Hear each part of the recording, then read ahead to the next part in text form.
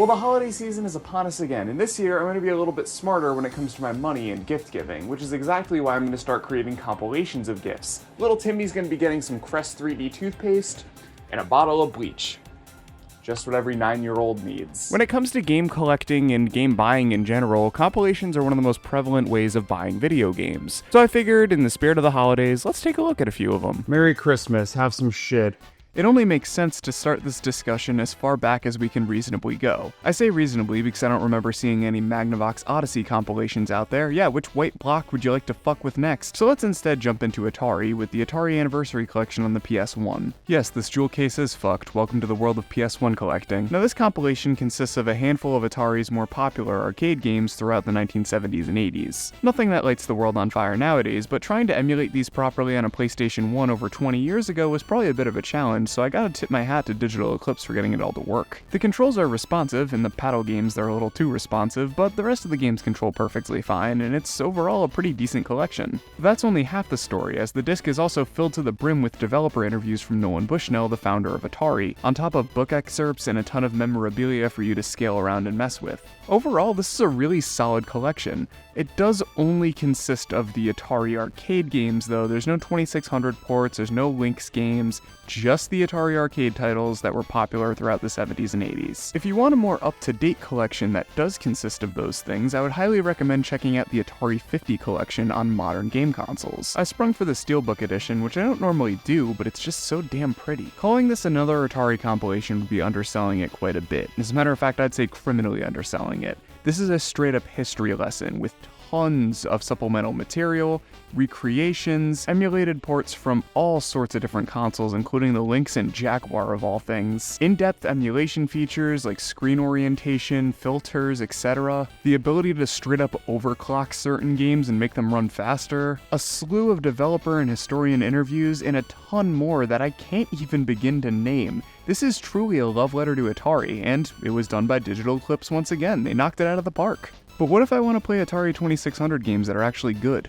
Well, we have the Activision Anthology for that, and the front cover looks like an Atari cartridge. That's so cute. For those that don't know, Activision was formed by a bunch of ex-Atari employees that weren't getting credit for their games, and they became the very first third party in video game history. As such, the Activision Anthology celebrates this by being a collection of some of the more popular Atari 2600 games that were developed by them. You get a 1980s style bedroom with a rack of Atari games and a radio that's playing 1980s hits. It's actually kind of an immersive experience for the PS2. The games themselves are emulated pretty damn well, and it gives you a bunch of extra features such as the ability to ogle the boxes and read the manuals.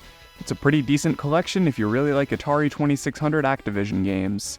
But if you want a bit of a different collection from the same era, there's Intellivision Lives. Kill it. Intellivision Lives is kind of a weird one. The games are presented in this arcade-like interface where you switch between arcade machines in order to change your genre, which is cool, I guess, but the Intellivision was never presented in this context. It was a home video game console, not an arcade machine. Furthermore, all the arcade hits that were ported to the Intellivision are obviously not here because of licensing reasons, so why would you choose an arcade interface anyways? And honestly, this is a collection that didn't really need to exist on a modern console anyways. The Intellivision's a bit infamous for its awful controller that looks more like a phone than anything else, and converting that to a PlayStation 2 controller is not very comfortable. You have to constantly bring up the menu every few seconds, which is not really ideal because it blocks half the screen. If they went through and programmed presets into this game that allowed you to use the PlayStation 2 controller in a way that was fine-tuned for each one, then they could have avoided this, and it would have been easy to do in emulation, but I guess they just didn't want to. Like the Atari collections, there are bonuses on the disc, including developer interviews, but they're shot really poorly, nice binder clip, and also they're edited even worse. There's jump cuts everywhere that are super noticeable, and the audio sounds incredibly bizarre, like they're recording it inside of a microwave. The part about Spacebar I was happiest with was the maneuver language that I wrote, which was a little tiny set of tables. Also included on the disc is a History of Intellivision section, which I thought would be a pretty neat resource to learn more about the console, but they ended up actually getting some stuff wrong. Mattel quickly discovered that driving the sales of Intellivision were its screen graphics, which were higher resolution than the Atari 2600. That's not true. The Atari 2600 had an output resolution of 160 by 192, whereas the Intellivision only had an output resolution of 159 by 96. The reason it looks so much more advanced is the fact that it had a 16-bit microprocessor in it, which at the time was pretty much unheard of. How could you fuck up a documentary about your own damn console? Overall, Intellivision Lives reeks of mismanagement. It feels like the people that were behind this game didn't really understand what the Intellivision was or really care at all. They were told just to put something out for Intellivision Holdings, and it kinda shows. The arcade interface, the improper information in the history section, and the awful controller overlay when you're trying to play a game prove this. I mean, for fuck's sake, I can't even play checkers. What kind of shit is this? If you want the authentic Intellivision experience, buy an Intellivision. They're not that expensive. The games don't really cost anything, and if you need an old TV to hook them up to, you can find them on Marketplace for damn near free. This is the Intellivision experience, not this. Stay away from this game. Yeah, I didn't like that one very much. I need something to take the awful taste of that compilation out of my mouth. Oh yeah! I bought Bleach. I would personally argue that the most famous compilation of video games is Super Mario All-Stars on the original Super Nintendo. This included 16-bit remakes of Super Mario Bros. 1, 2, 3, and the then Japanese exclusive Lost levels with new graphics and sound. Now, I've never personally been huge on this compilation just because they tweaked the physics so that way they were identical across all 3 Mario games, so all of them end up feeling like a slightly modernized version of Mario 3. And as someone who grew up playing the original Mario 1 and 2, this is not what those games should feel like. I will take the original cartridge releases over this any day, thank you very much. But these are still competent ways of playing the original Mario trilogy and Lost levels, should you want to subject yourself to that. However, a much better version was released a few years later on the Super Nintendo, which included Super Mario World. Now this is a fabulous collection. Even though I'm not huge on the physics changes of Mario 1, 2, 3, and Lost levels, Mario World is debatably one of the best 2D platformers of all time, so having that packed into a compilation with 3 of the other best platformers of all time and Lost levels is a pretty good value. But then for Mario's 25th anniversary, they decided to re-release it on Wii with a bunch of extra goodies. This includes a soundtrack CD and a little History of Mario book that goes up to the 25th anniversary mark.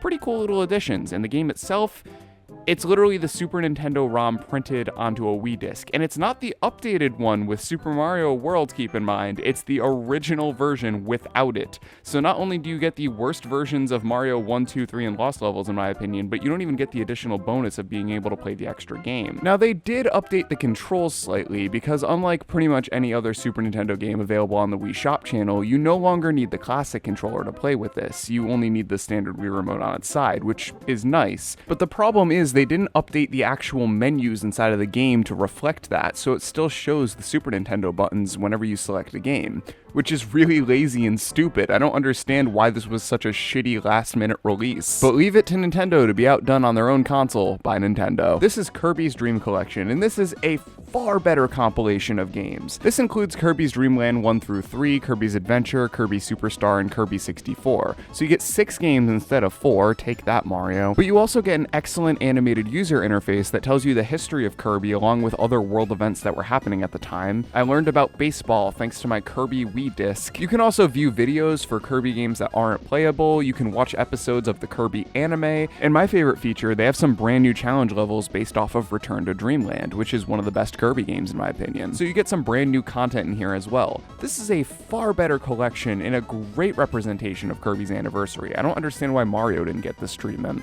Speaking of Mario, if we want to go across the pond and look at his competition, we can find the Sega Classics collection on the PS2. This includes Outrun, Space Harrier, Virtua Racing, Monica GP, Golden Axe, Columns, Fantasy Zone, Bonanza Brothers, Alien Syndrome, and Tant R. Now these aren't simple emulated ports, but are fully 3D remakes, which feel incredibly faithful and breathe some new air into these old favorites. My go-tos are the racing games, Outrun and Virtua Racing. They genuinely feel one-to-one with their original versions, but feel up-to-date and don't feel as sluggish. The only 2 games that I don't feel are as good as the originals are Columns and Alien Syndrome. Now Alien Syndrome I've never liked, so that could just be negative bias talking there, but Columns on this disc to me just looks like a cheap Flash game. I'm not a fan of the aesthetic at all, but you can go back to the original graphics if you're not a fan of the new ones. This is overall a very cool compilation in my opinion, but it wasn't Sega's only compilation on the PS2. They also released the Sega Genesis collection. This one isn't nearly as interesting in my opinion. It's just basically a bunch of Sega Genesis Genesis ROMs on a PS2 disc. They're all emulated well enough, and they all feel pretty good, but there's not really a ton to talk about here. I do like the game selection overall though, and the games don't have very much lag to them, which you would expect from emulators at the time. I'm satisfied with this collection, but when I think of Sega compilations from the early 2000s, I think of Sonic Mega Collection. Now this is a really cool compilation. While it technically does have less games than the Sega Genesis collection, it includes really damn good versions of Sonic 1, 2, 3, Knuckles, Dr. Robotnik's Mean Bean Machine, 3D Blast, along with a ton of extras, a beautiful original soundtrack, and a user interface that feels like stepping into a time machine. You're accompanied by super lively animations populating the screen while listening to an incredibly chill original theme and browsing comic book covers or original concept art. This is how you do a collection. And the games themselves, just like the Sega Genesis collection, are emulated fine enough. This ticks all the boxes, but then they kinda decided to outdo themselves a few years later. They released Sonic Mega Collection Plus on the PS2, Xbox, and the PC. Now this includes the exact same game selection as before, along with a bunch of the extras, but it has a slightly different UI that takes more of a sort of 2000s modern approach to it. I really like it, and I'm more nostalgic for this than the original Mega Collection UI, which I also loved. Now if you're curious what makes this different from the original release, Mega Collection Plus features a handful of Sonic's Game Gear games, which were the 8-bit versions of the original Sonic games. Now unfortunately it doesn't include the Master System versions, which are, in my opinion, the best way of playing the original 8-bit Sonic games, but the Game Gear ones are still more than playable. Of course, in addition to those, you have the original Sega Genesis versions of these games emulated the exact same ways before, and you can unlock games like Rystar and Comic Zone, which are unrelated to the Sonic games, but are still cool little Sega Genesis editions. And speaking of the Genesis, one generation later, we got Sonic's Ultimate Genesis Collection on the PS3 and Xbox 360. This was also a really cool compilation showing off the best of the Sega Genesis library, featuring all of the Sonic games, as well as a ton of other great extras. Now, in terms of functionality, this collection's pretty damn good, but I'm not crazy about the borders that you unfortunately cannot disable. Some of them look fine, but others look kinda ugly, and I wish you could just swap these out for standard black bars like in any other collection. Nowadays, it's kinda hard to find these old 8 and 16-bit compilations on modern consoles. Your best bet is most likely just subscribing to a subscription service like Nintendo Switch Online in order to play the best of the Genesis library, and you could even buy a Bluetooth Sega Genesis controller so that way it feels even more authentic. It has both the Nintendo and Sega logo on the rear, which is kind of awkward to look at. Now, this isn't to say that there haven't been any Sega Genesis Collection releases this generation, but they haven't been as noteworthy as Ultimate Genesis Collection was, I feel. And speaking of current generation games, it's kind of hard to talk about a Sonic compilation without mentioning Sonic Origins. Now, I have mentioned Sonic Origins before on my YouTube channel, and I still do think it's kind of a mixed bag.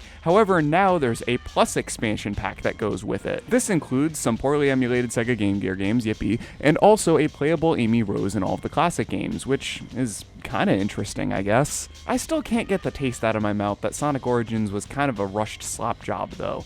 Now, don't get me wrong, the Retro Engine versions of Sonic 1, 2, 3, and CD still feel fantastic. As a matter of fact, it's really cool to play Sonic games from back in the day that aren't emulated. These are native ports running natively on their consoles, which is great. But I still do think the mobile phone versions of Sonic 1, 2, and CD just feel a little bit better. Now, to give due credit, a lot of the jank that did plague this release at launch has been mostly patched out, and the game is more than playable. I've even platinumed it, so take that for what it's worth. But I still think the original mobile phone versions of Sonic 1, 2 CD, as well as the fan port of Sonic 3 Air to Android, is probably the best way to experience these games. There are also various decompilations available on Windows if you want to check those out. But if you want to move on to a different Blue character, there are tons of ways of playing the original Mega Man, Mega Man X, and Mega Man Battle Network games on modern consoles. They're called the Mega Man Legacy Collections, and they are well deserving of that name. Beautifully emulated with all of the emulation features you would expect, as well as tons of other little additions such as challenge modes and the ability to listen to the soundtracks. Not only are these definitive ways of experiencing all sorts of Mega Man games, but they're also textbook examples of fantastic video game compilations. Tons to see and do, all with an affordable price tag that gives you a ton of value in one disc or cartridge. However, if you were looking for the Mega Man games in a more Super Mario All-Star sort of appearance, you can check out Mega Man The Wily Wars on the Sega Genesis. This is a compilation featuring the first 3 Mega Man games fully remade with 16-bit graphics, and they look and sound awesome. These are really good versions of Mega Man. with one slight problem. Mega Man 2 doesn't have its difficulty selection. It's only playable on what us in the US know as difficult mode. Now, for most people, that probably won't really matter. However, for someone that sucks at classic Mega Man like myself,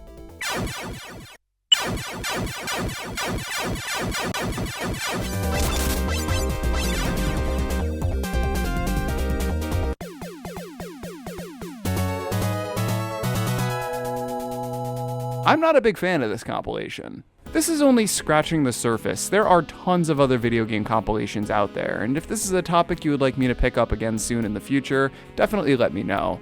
You know, in hindsight, maybe I shouldn't get Little Timmy the Bleach and Crest toothpaste compilation. I feel like it doesn't really make a lot of sense, and it probably wouldn't be very good for him. Which is why I'm getting him an X-Acto knife and rubbing alcohol compilation instead.